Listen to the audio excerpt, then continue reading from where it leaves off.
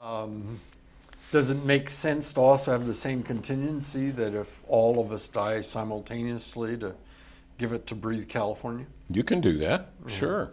No problem in doing that. There are actually two ways that you can make a gift of life insurance proceeds. One is to name the charitable organization as a beneficiary. Remember we were talking about the qualified plan balances? Well, you can do that with an insurance policy as well.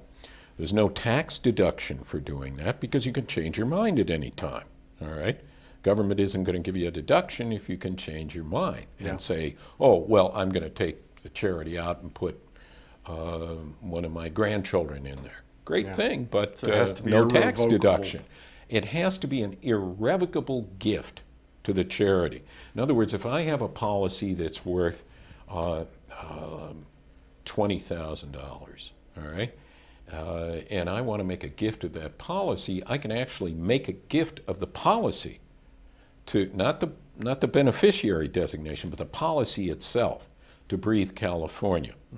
I will then get a tax deduction for what they call the interpolated terminal reserve. It's actually close to the cash value of the policy. So I'll get a deduction for that, and then any premiums that remain to be paid, I pay them to Breathe California, which then turns around and pays them to the insurance company, so I get to deduct the premium payments on the policy. A good way for younger people to set up a rather large gift and pay for it on the installment plan.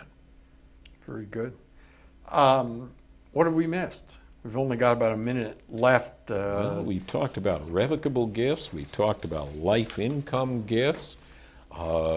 We've talked about a life estate. We pretty much covered the waterfront here. There are some more esoteric variations on these themes, but we're pretty creative, and anybody who'd like to, would like to talk about this, all they have to do is get in touch with us by phone, by email. We're pretty creative people, and we can actually combine some of these giving vehicles to satisfy a donor's non-charitable as well as their charitable motives and desires.